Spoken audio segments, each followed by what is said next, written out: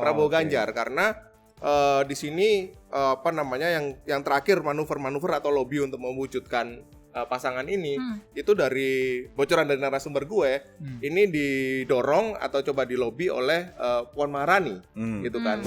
Yang gue dapat info juga beberapa orang yang dekat dengan Jokowi tapi sekarang berada di kubunya Ganjar ini juga bersiap-siap untuk hengkang kalau kemudian mengerucutnya atau mengentalnya Kaisang masuk ke PSI ini waktu 3 Dewan Pembinanya PSI ketemu dengan Pak Jokowi di Istana Negara. Tapi di sisi lain di Prabowo sendiri siapa yang akan menjadi cawapresnya? Bocorin Kak. Bocorin. Barusan lu telepon. Iya, gua ada sumber nih barusan Rekang ngasih info yang fresh from the oven nih. Oke. Ya, jadi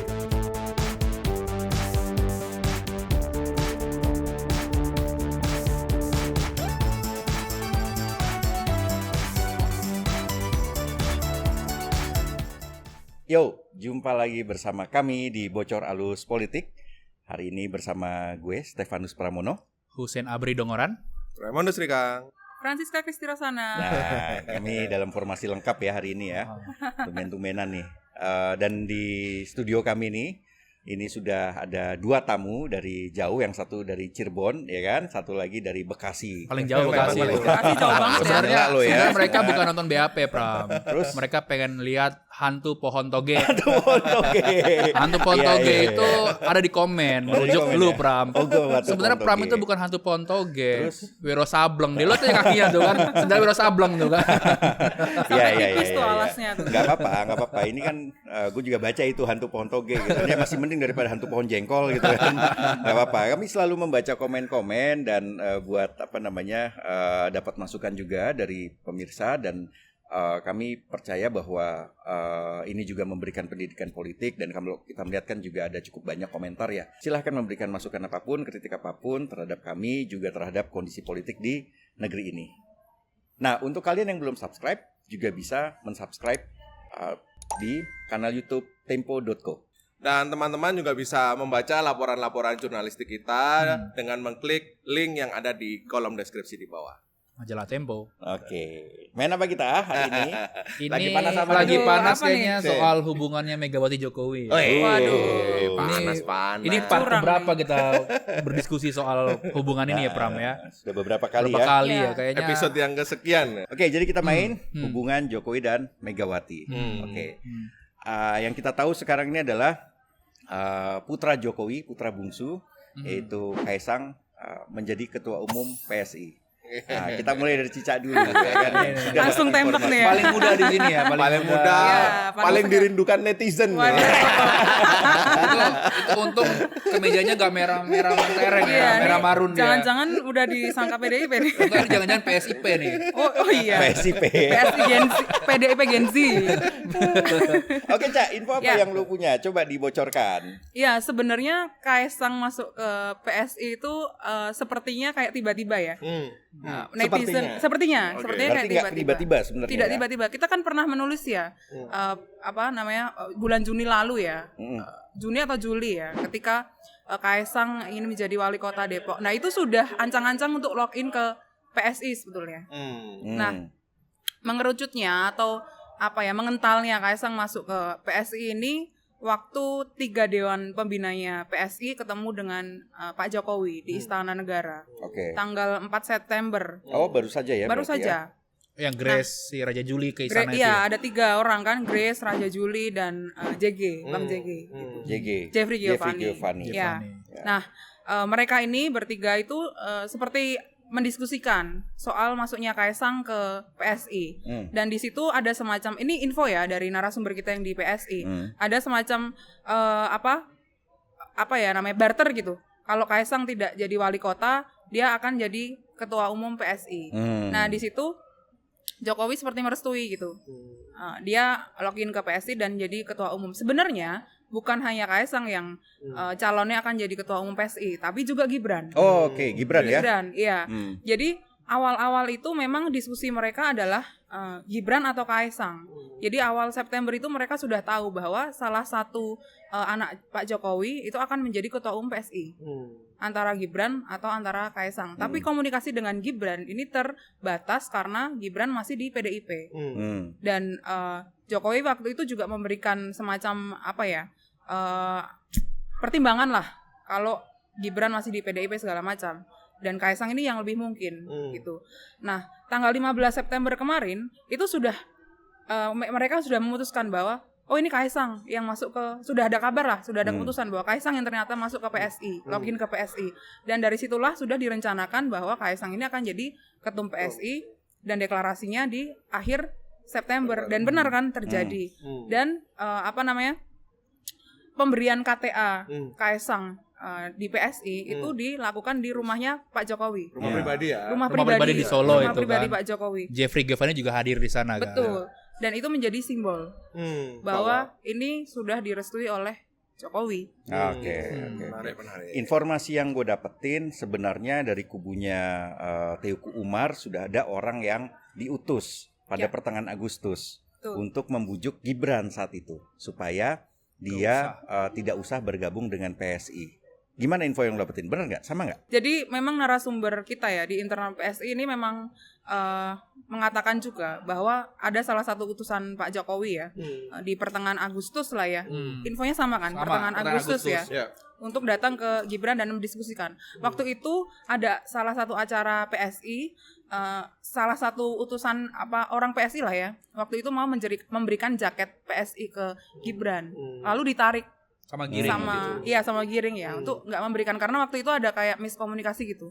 Jadi mereka atau sengaja jangan keceplosan aja gitu kan biar kelihatan gitu kan. Ya karena mereka tadinya semula berpikir bahwa yang masuk PSI adalah Gibran. Jadi sudah ada itu dan ternyata ada semacam tidak boleh lah. Ada semacam rambu-rambu jangan dulu gitu, makanya ditarik kan waktu itu dan nggak jadi. Dan disitulah putusannya itu kan seorang kepala lembaga negara ya Mas. Iya betul.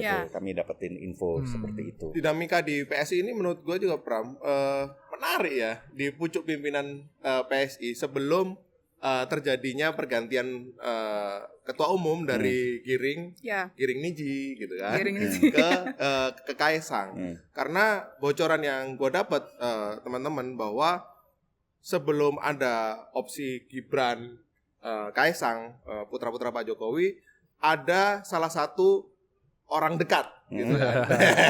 Budi Ari ya. Jadi Mas Muni yang pernah jadi narasumber di podcast kita juga itu disiapkan atau diskenariokan untuk menjadi ketua umum PSI begitu. Jadi skenarionya adalah mendekatkan atau mencari simpul relawan yang mendukung Pak Jokowi dengan partai politik yang tegak lurus lah dengan Jokowi yaitu PSI. Jadi Mas Muni sebagai ketua umum Projo dan juga PSI sebagai partai yang tegak lurus dengan Jokowi itu ingin kira-kira dikawinkan ya, gitu. Biar lebih kuat kan. Opsinya adalah Mas Muni menjadi ketua umum PSI. Nah, kalau teman-teman lihat tuh di jalan-jalan di Jakarta kan sempat ada banyak banget di daerah Jakarta Selatan banyak kan dekat rumah dia kan itu kan. Mas Mas Muni dengan spanduk PSI gitu. Nah, kemudian dinamika memang cepat sekali berubah. Terus kemudian muncullah opsi lain atau skenario lain yakni menjadikan Kaesang sebagai ketua umum PSI. Yang menarik adalah hitungannya kan ini, kalau kenapa Mas Muni nggak jadi ketua umum PSI karena biar firm bahwa Jokowi nanti akan mendukung calon tertentu. Begitu. Jadi representasinya Kaesang itu adalah untuk keluarga Solo atau Jokowi ini kemana nanti di Pilpres 2024? Ke Ganjar kah, ke Prabowo kah, begitu. Berarti Jokowi memang sudah sangat tahu ya soal gerakan ini ya. Bukan tahu, jangan-jangan Pram, dia setting kali Pram. Gue sih nggak percaya Jokowi pasti tahu lah gitu loh soal begini. Cuman kan kadang-kadang dia memang sok-sok aja kelihatan nggak tahu gitu. Bohong lah kalau nggak tahu ya kan. Tapi kenapa Kaesang? Apakah Kaesang bisa memberikan dampak elektoral yang besar untuk PSI atau bagaimana? Ya, mereka sudah membuat survei internal ya, Pram ya. Jadi ada semacam efek elektoral ketika Kaesang masuk, koktail efek ketika Kaesang masuk atau Gibran lah. Waktu itu kan opsinya masih Gibran atau Kaesang. Bahwa suara kedua putra Jokowi terhadap PSI ini lumayan mereka confident lumayan tinggi gitu. Jadi mereka membuat survei ke 1.500 orang gitu, dan itu survei internal melalui by phone gitu. Dan hasilnya adalah ketika Gibran yang menjadi ketum PSI, suara mereka akan naik menjadi 11%. 11 sampai 12%. 11 sampai 12% kalau Gibran jadi ketua umum PSI. Oke. Dan naik menjadi 11%. Tapi kalau Kaesang itu menjadi 9,6%. Masih lebih rendah daripada kakaknya, tapi kenaikannya lumayan tinggi kan dari sekarang yang di bawah 4% ya. Di bawah 4%. Masa sih? Emangnya bisa ya? Karena faktor Jokowinya itu, karena menurut perhitungan mereka ya, loyalis Jokowi ini kan masih banyak, dan sekitar 20% suara akan bermuara ke PSI. Hitungannya seperti itu. 20%. 20%. Berarti mereka mengandalkan suaranya Jokowi gitu. Betul. Ya. Berarti PSI ini termasuk partai yang mengkultuskan Jokowi dong ya.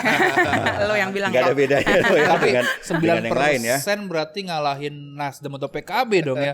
Tinggi juga ya itu survei mereka tuh. Tapi surveinya ke siapa dulu nih? Jangan survei ke DPC PSI. Itu dia. Gue sendiri masih ragu ya. Gue ragu.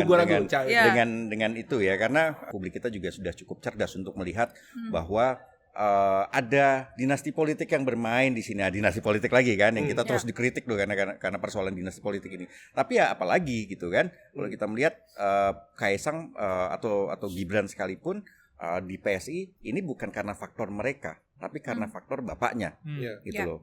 Ini selain ada pengkultusan ya dinasti juga, kalau gue sih masih tetap meragukan ya siapa sih gitu loh. Karena kan ada juga kita lihat ya berita-berita bahwa ya bisnisnya Kaesang, dan kita juga pernah menuliskan bisnisnya Kaesang pun nggak moncer-moncer amat gitu loh. Mungkin kehantam pandemi ya, dan banyak orang juga kemudian meragukan kalau ngurus bisnis saja semacam ini, apalagi kemudian berpolitik gitu kan. Dan kita tahu Kaesang baru pertama kali terjun ke politik, dan tiba-tiba ini mirip-mirip lah mendadak dangdut gitu kan.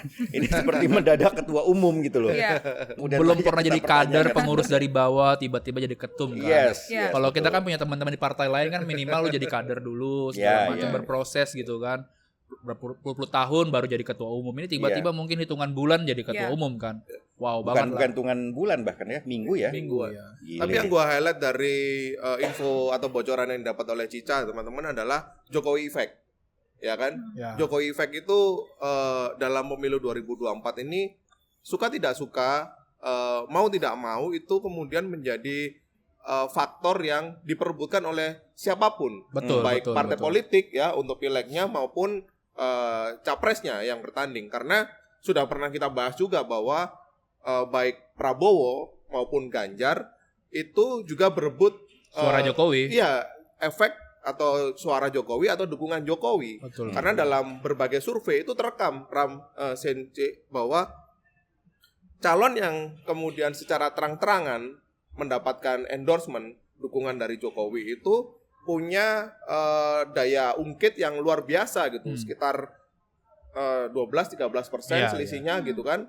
Dan perpindahan suara itu terekam dalam survei-survei itu. Siapa yang dukung Jokowi, dia akan mendapatkan efek elektoral itu. Ya, walaupun kita juga harus melihat siapa lembaga surveinya, terus juga siapa yang disurvei gitu kan. Belum tentu juga surveinya itu benar gitu kan. Tapi itu semakin menguatkan bahwa party ID kita kecil ya Pram ya. Hanya mungkin kalau dari partai yang ada, yang party ID lumayan besar, PDIP dan PKS kan. Karena memang punya pemilih massa yang grassroots yang kuat lah begitu. Oke. Nah, ini rame-rame di keluarga Jokowi. Nah, yang kita perlu lihat juga sekarang adalah apa yang terjadi di PDIP, ya kan? Bocoran yang lu dapetin seperti apa?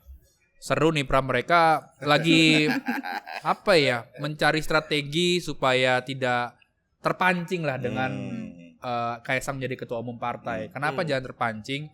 Karena kan mereka menganggap bahwa Jokowi itu udahlah say goodbye lah, nggak sama gua begitu. Jadi artinya pisah jalan lah begitu. Pisah jalan kan. Ya. Kita ngobrol sama teman-teman PDIP bisa jalan. Kenapa? Karena kan seharusnya kalau di keluarga PDIP itu seluruh anggota keluarga PDIP juga menjadi kader PDIP. Tapi narasi itu terbantahkan oleh Kaesang, dibilang ini keluarga saya. Berdua saja kan. Artinya kan dengan Jokowi, dengan Ibu Iriana, dengan Gibran sudah bukan keluarga istilahnya mereka begitu kan. Itu analogi mereka ya.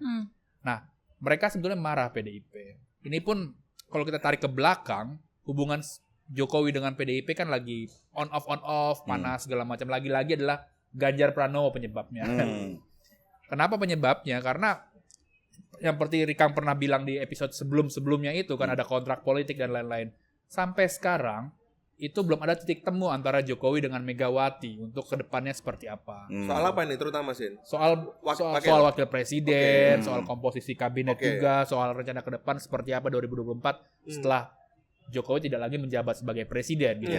Dan di sisi lain koalisi Prabowo sudah lebih semakin solid dan semakin kuat ya. Dan sudah ya lebih konkret gitu. Betul. Dan buat Jokowi itu ya dia lebih butuh yang konkret kan gitu loh. Dan di PDIP juga membaca bahwa Jokowi itu sedang downgrade mereka. Kenapa indikasinya ya? Karena tiba-tiba Demokrat diajak Prabowo secara langsung kan, jadi komandan lobinya ke Demokrat, dibawa ke sana, diberikan waktu 3 hari kalau kita dapat info ya 3 hari lu harus cepat dapat Demokrat.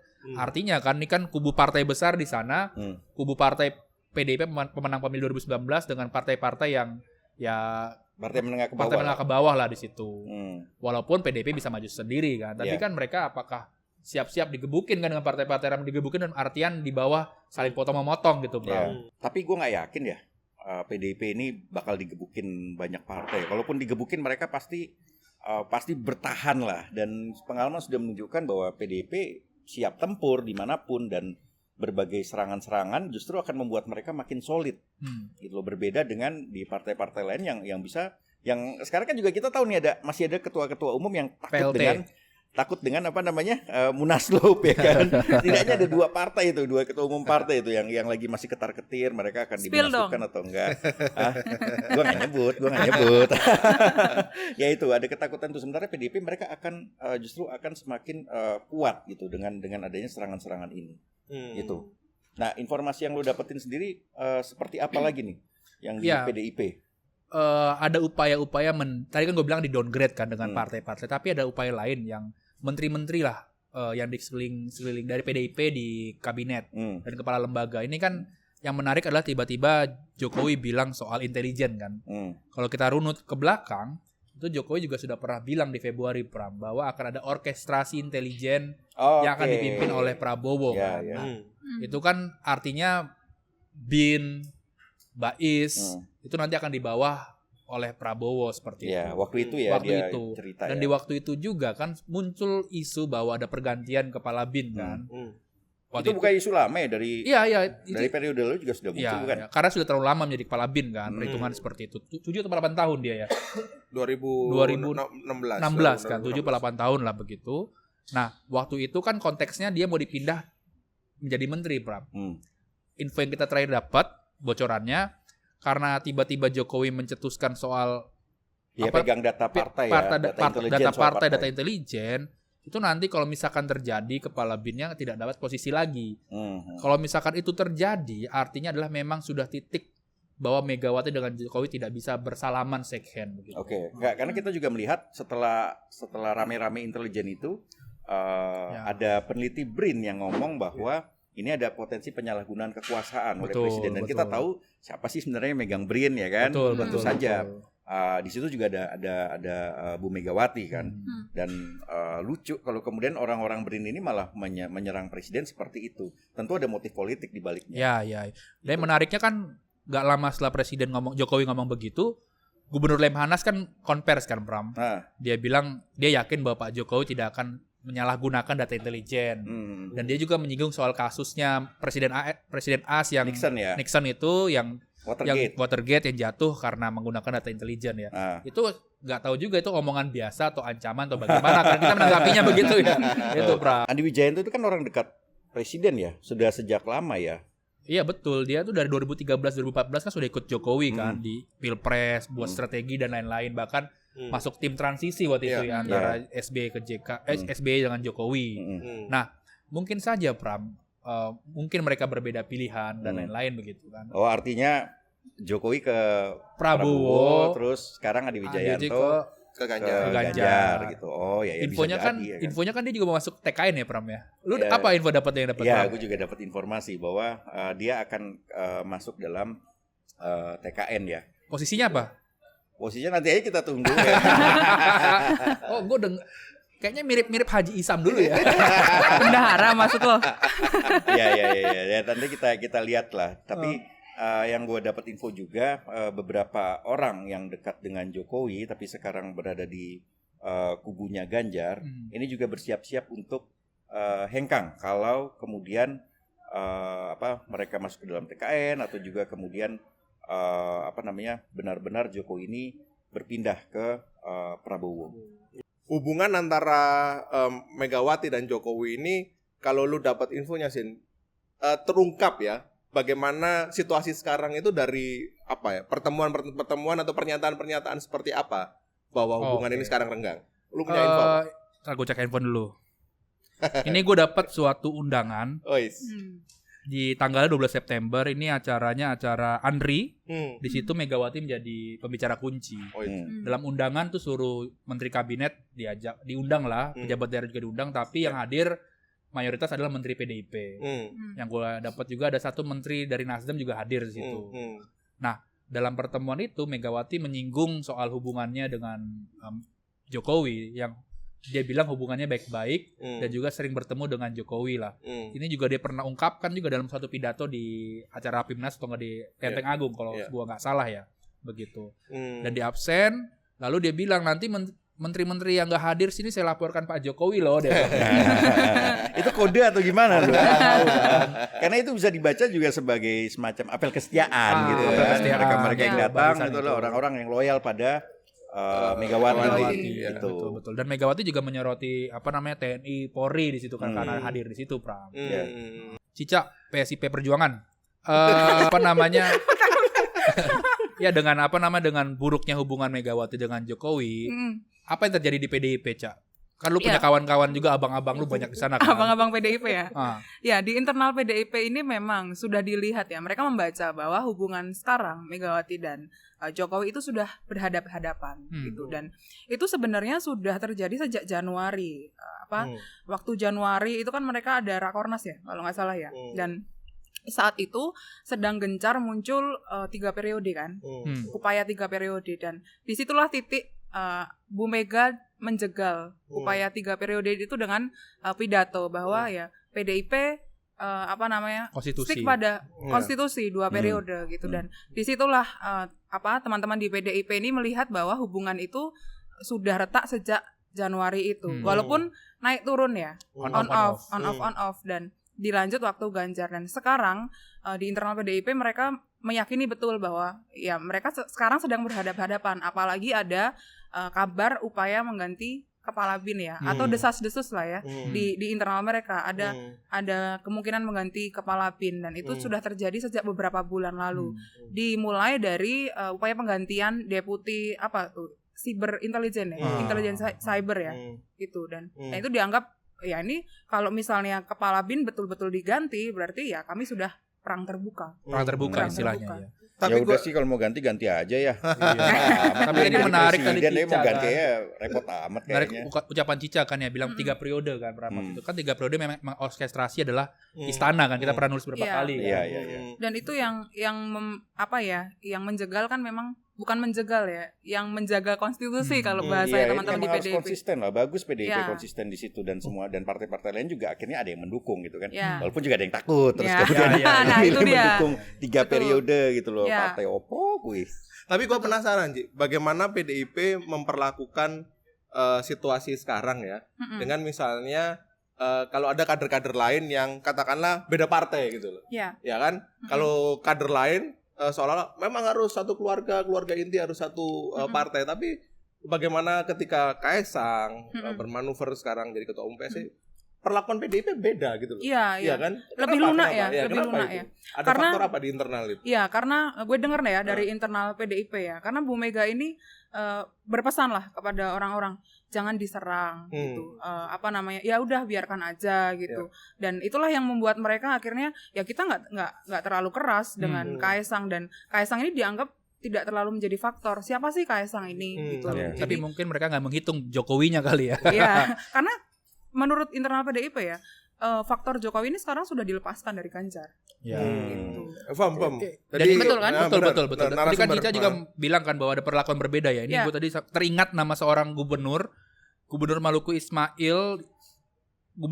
Murad Ismail tuh dipecat di bulan 5 karena istrinya itu pindah ke PAN. Istrinya tuh langsung dipecat, Pram. Ini gue baca beritanya langsung.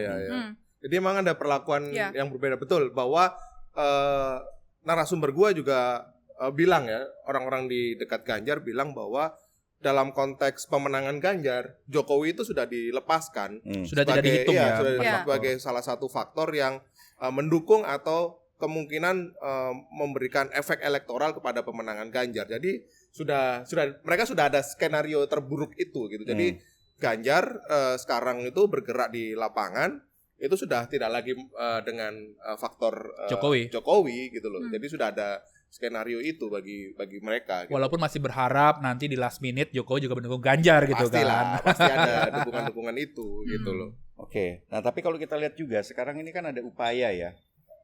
Dua calon. Dengan kondisi Jokowi sepertinya condong pada Prabowo, sementara juga PDIP tetap insist untuk mencapreskan Ganjar. Nah, ada skenario untuk menjadikan 2 calon. Bocorannya gimana itu, Kang? Gimana tuh, Kang? Menarik. Jadi memang, dan kita 1-3 hari terakhir kan disuguhkan banyak berita ya. Muncul lagi nih. Benar.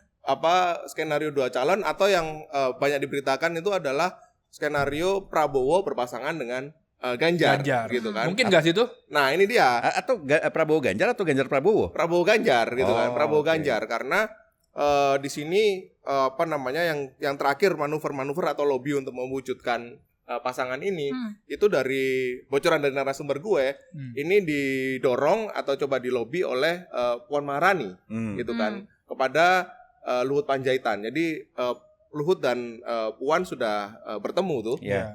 Dan dalam salah satu obrolan mereka membahas soal kemungkinan Prabowo dan Ganjar ini bersatu atau berpasangan gitu. Bukan Prabowo dan Puan ya? Kang. Ini Kenapa ya? Kenapa Puan? Gimana? Ini nih ensiklopedia asik tadi. Ensiklopedia asik nih. Bukan Prabowo dan Puan. Wah. Karena ini nyambung dengan informasi tadi. Dalam penjajakan atau lobby mengenai pasangan Prabowo Ganjar, itu mereka tersandung atau tertahan oleh keputusan Ketua Umum PDIP Perjuangan Megawati yang mengatakan bahwa sekali diputuskan, sekali mengambil keputusan Ganjar capres ya capres, never turn back. Ya itulah. Jadi kenapa tadi menjawab juga pertanyaan Luci bahwa kenapa bukan Prabowo Puan gitu kan, karena Megawati sudah memutuskan gitu kan bahwa capres PDI Perjuangan adalah Ganjar Pranowo. Yang menarik, Kang, kenapa Puan ketemu Luhut, Kang? Kan Luhut Golkar segala macam gitu kan. Ya, yang menarik adalah karena Luhut ini tidak hanya soal di Golkar aja, Sin. Tapi kan kita tahu bahwa Luhut ini juga punya kelompok relawan gitu kan.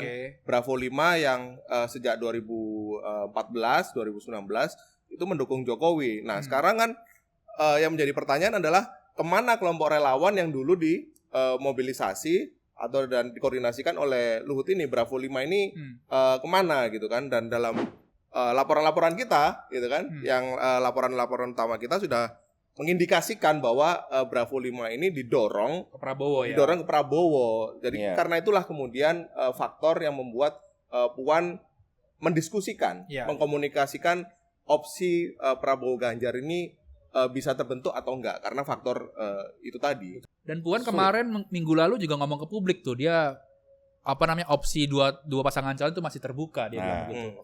Dua pasangan calon ini siapa dan siapa nih? Ya tadi Rikang bilang kan, Prabowo Ganjar versus Anies Imin begitu kan. Dan bukan hanya Puan yang bicara soal itu kan, banyak Hasto orang juga PDIP bicara bilang soal kan itu juga.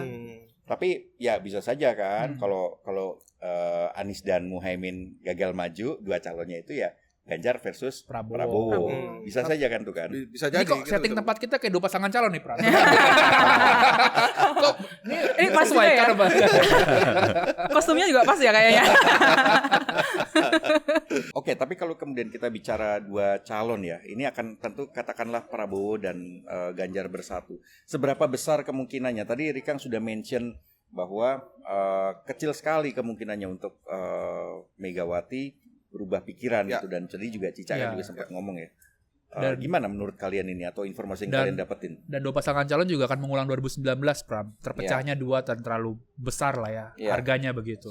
Ya, di internal PDIP juga sepertinya sulit untuk 2 pasang, apalagi komposisinya adalah Prabowo dan Ganjar. Kalau mau mereka sudah dari awal itu kan. Nah, mereka juga sekarang sudah mematangkan lah calon wakil presiden, dan sebetulnya PDIP ini bocoran ya. Ini bocoran dari kawan-kawan di PDIP. Sebenarnya mereka sudah hampir akan mengumumkan cawapres waktu setelah deklarasi Anies Caimin itu. Dan nggak jadi karena beberapa 1 dan 2 hal lah gitu. Dan sekarang mereka mengerucutkan ke beberapa nama, salah satunya adalah menterinya Jokowi gitu. Dan Mahfud MD ya? Ya, betul.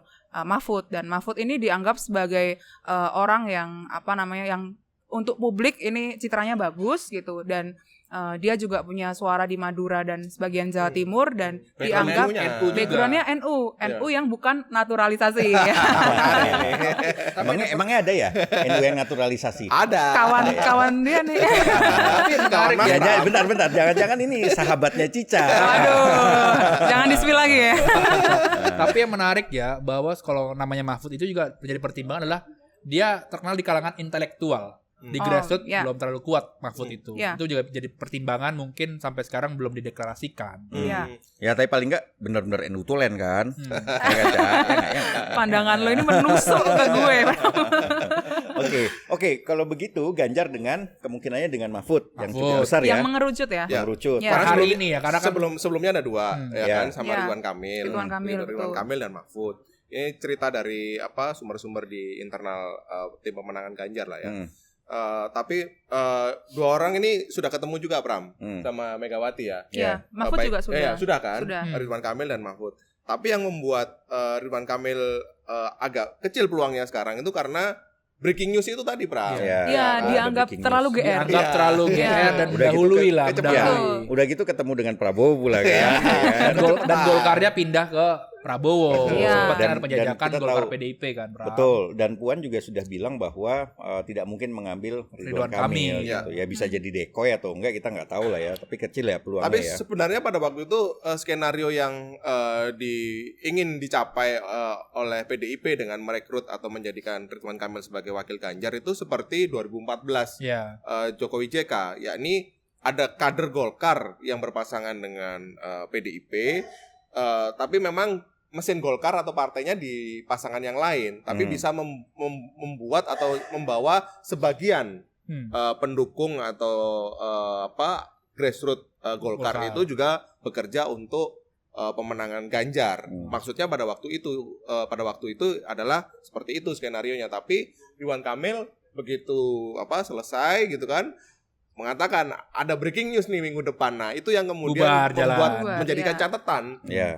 terutama bagi Megawati ya, yang tidak suka kegaduhan atau keriuhan semacam itu gitu. Ya, bukan porsinya dia untuk mengumumkan gitu. Itu adalah porsi dari ketua umum. Meskipun hanya sekedar hint atau sekedar clue gitu ya, bahwa breaking news dan segala macam. Nah, tapi di internal PDIP yang gini-gini itu sangat dihindari lah. Dan di PDIP kan suka dengan element of surprise. Tapi Megawati itu tidak suka dengan orang yang terlalu genit gitu. Itu pun terjadi waktu RK di Pilgub Jabar kan. Karena kan dulu mau PDIP karena dia mendahului segala macam, akhirnya dia pindah ke Nasdem. Nah, tadi nyambung informasinya Rikang bahwa hitung-hitungan RK di Ganjar adalah faktor tadi Golkar ke RK, tapi yang menarik adalah bahwa banyak juga grassroots-nya Golkar itu dukung Anies gitu kan. Jadi mungkin tidak semulus strategi yang mereka pikirkan ya Kang ya. Dan ada hitung-hitungan kalau misalkan Ganjar dengan RK waktu itu adalah bisa menang 52%. Gimana asumsinya adalah bisa membawa suara di Jabar itu mendukung Ganjar gitu. Karena kan kita tahu waktu di 2019 pilpresnya itu adalah banyak yang menang adalah Prabowo kan, Bram gitu. Bisa menggerogoti lah gitu suaranya Prabowo. Oke, di koalisinya PDIP ini sudah ada nama Mahfud gitu kan. Yang gue dengar juga RK. Masih ada satu nama, Andika Perkasa gitu, yang sekarang masih dilirik lah ya, masih ada peluang untuk menjadi cawapres gitu kan. Tapi di sisi lain di Prabowo sendiri, siapa yang akan menjadi cawapresnya? Bocorin. barusan ini lu telepon. Iya, gua ada sumber nih Rikang barusan nih. ngasih apa namanya info yang fresh from the oven nih. Oke. Ya, jadi ada narasumber gua cerita bahwa sudah ketemu ada Jokowi ya. Jokowi sudah bertemu dengan seseorang dan di situ ditanya, "Siapa nih cawapresnya Prabowo?" gitu kan. Nah, kan sekarang kan muncul nih ada nama Gibran ya sebagai salah satu kandidat wakilnya Prabowo. Ya. Ada gugatan di MK gitu kan yang sedang berjalan begitu kan. Nah, dengan adanya gugatan itu dan kemungkinan atau ada peluang itu dikabulkan, maka Gibran bisa jadi cawapres Prabowo. Tapi Jokowi sendiri mengatakan bahwa dalam hitung-hitungan yang dimiliki oleh Jokowi memang bisa menang. Tapi tipis sekali. Tipis sekali dan ini Jokowi menghitung ini sangat berbahaya kalau dalam situasi survei itu memang unggul tapi tipis. Nanti ketika di pertarungan betulan itu kan belum ada kampanye, terus kemudian isu-isu serangan-serangan ya kan, narasi-narasi tertentu, black campaign dan macam-macam yang bisa jadi membuat kemenangan ini menjadi berbalik gitu kan. Nah ini sangat riskan. Karena itulah kemudian yang didorong saat ini adalah Erick Thohir untuk menjadi kader wakilnya. NU ya. Ya, NU. Misalkan kalau Prabowo dengan Gibran itu nyemesnya enak banget. Gue ngobrol sama politikus lain kan. Isu apa sih? Isu pertama oligarki kan. Prabowo dan Jokowi kan dianggap oligarki segala macam. Lalu yang kedua isu dinasti. Ya. Ini double tuh. Nyemesnya enak banget. Dan itu ditanyakan juga waktu SBY ketemu dengan Prabowo kan. Kawan-kawan kita di Demokrat bocorin ya info-info ketika SBY ketemu dengan Prabowo itu ditanya. Yang pertama ditanya adalah siapa cawapresnya Prabowo, karena SBY ini semacam ada kekhawatiran ya kalau misalnya Gibran lah yang nanti akan berpasangan dengan Prabowo atau dipilih Prabowo gitu. Isu dinasti politik ini bisa memberikan efek daya rusak yang lumayan tinggi. Betul kan? Iya, dan waktu itu Prabowo menjawab katanya, sekarang posisinya masih 30-70. 30 itu kepada Gibran dan 70 kepada Erick Thohir gitu. Nah, 30% ini kenapa? Karena ya itu tadi dukungan Pak Jokowi terhadap Gibran ini belum full, maksudnya belum masih 50-50 gitu. Dan Prabowo masih membaca ini beneran Gibran atau enggak yang ada didorong. Ya? Betul, ada keraguan karena itu. masih ada aturan syarat usia itu kan. Betul. Nah, Cak, ini kan dalam waktu dekat nih PDIP juga ada satu acara penting nih. Nah, Rakernas kan? Rakernas, betul. Hari Jumat nih. Jumat sampai Minggu. Ya, info yang lu dapat apa dalam kaitan hubungan antara PDIP, Megawati dan juga Jokowi? Ya, kawan-kawan di internal PDIP sudah menghitung kemungkinan kalau Jokowi tidak datang. Ini baru kemungkinan ya. Surat sudah dilayangkan. Selasa, ya. Ya, surat sudah dilayangkan awal Minggu melalui Mas Pram, bukan Stefanus Pramono. Tapi Pramono bukan setan Pontoge. Ini orang yang lebih berpengaruh, Pram. Oke. Dan surat sudah dilayangkan dan mereka menghitung. Ya kalau misalnya Pak Jokowi nggak datang gitu, ya berarti ini sudah fix Bu Mega dan Pak Jokowi berhadap-hadapan. Gitu. Jadi sinyalnya salah satu di. Iya, tapi kita tunggulah ya di hari Sabtu ya. Jumat Sabtu Minggu ya. Nah sekarang kita udah ngobrol lama gitu kan. Ada info ini, info itu gitu kan. Nah, gue mau pengen tanya ke Pram nih. Pram, dengan informasi bahwa Jokowi kesini, dukungan kesini, Prabowo dapat dukungan ini, lu masih percaya Jokowi akan ke satu calon atau ke banyak calon atau gimana, Pram? Gini, ada salah satu orang yang cukup lama mengenal Jokowi itu bercerita bahwa kalau lu mau tahu arah politik Jokowi, lihat arah sebaliknya. Jadi kalau Jokowi bilang kanan, dia sebenarnya pengen ke kiri gitu kan. Kalau dia bilang tidak ingin 3 periode, dia pengen 3 periode. Ya. Kurang lebih seperti itulah. Nah, kalau gue menilai ini semua masih cair ya. Kalaupun Jokowi hadir atau tidak hadir, itu bisa menjadi penanda. Hanya saja memang kita akan melihat masih panjang lah. Bisa jadi Jokowi pada last minute dia akan mendukung Ganjar. Bisa jadi Prabowo akan ditinggalkan. Bukan hanya oleh Jokowi tapi juga oleh partai-partai pendukungnya. Siapa yang tahu soal itu kan. Ini bisa saja terjadi karena kita melihat Jokowi ini memang unpredictable gitu. Dia bisa ke kiri, bisa ke kanan, sesuka dia lah. Dia bilang A, besoknya bisa bilang B, dia bilang akan menguatkan KPK, ternyata kita tahu ya kan apa coba gitu loh. Nah, itu contohnya. Jadi menurut gue masih panjang dan kita masih akan melihat berbagai drama politik lah dari entah itu keluarga Solo atau dari Teguh Umar atau dari Hambalang atau dari Cikeas gitu kan. Sampai semuanya pasti ada capres-capres pendaftaran. Ya, mungkin ini semua hanya opera sabun ya. Tahu juga gitu. Ya enggak? Ya betul, opera sabun, kan? Opera sabun. Seperti apa itu Sen kira-kira? Ya seperti istilahnya bahasa Korea nih Pram. Korea. Gua lagi main TikTok lagi viral bahasa Gwencana ya. Lu gak tahu kan? Lu bukan lu. Dasar Libra banyak gimmick. Milenial seperti Artinya tahu. masyarakat terpaksa atau kita terpaksa baik saja Pram. Lu kok gayanya mirip dengan SBY kalau gitu baik-baik saja. Tabah kita. Tabah. Oke ya, rasanya cukup ya. Iya nih udah jam makan siang. Jam makan siang juga mau wawancara gitu kan. Saksikan terus Bocor Alus Politik di YouTube Tempo.co dan kalian bisa dengerin di Spotify Bocor Alus Politik. Sampai jumpa. Masa bodoh dari